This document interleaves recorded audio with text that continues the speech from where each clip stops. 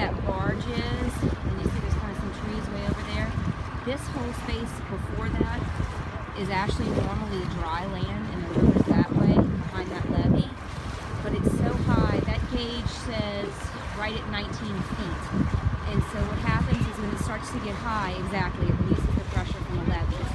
And they're expecting the pressure just to get higher and higher, so we reach the threshold. So they're pulling it so that we don't have to worry about our levees. What they're doing, the little crane is going to pull these pins out, and once they do that, I'm going to try and get around to the other side and let you see it from the other side.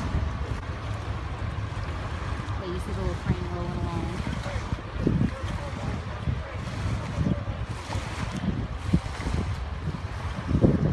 And for those who aren't from here, this is controlled and run by the Army Corps of Engineers. So they're the ones doing all the work to open it and maintain it and control it.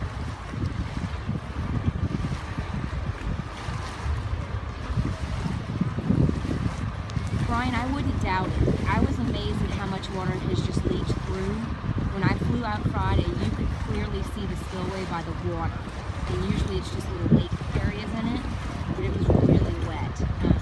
I was kind of wishing I would fly in after they opened it during daylight just to see, okay, there goes the first pin. You see it being lifted up on the crane. And it just looks like this square piling instead of a whole hole. And so they're going to be doing, this is not a thing that happens real fast. They start pulling the pins out a little at a time, and they actually decide how many pins to pull based on the speed and flow of the river. It tells them how many. Opening the locks on the Bonnet Carre Spillway, which is between, the Mississippi River is actually way out there. All this area you see between here is usually dry, and they are pulling the pins out of a flood controlled structure. We're between Baton Rouge and New Orleans, and this is closer to the New Orleans side, and they're doing this to keep us from flooding.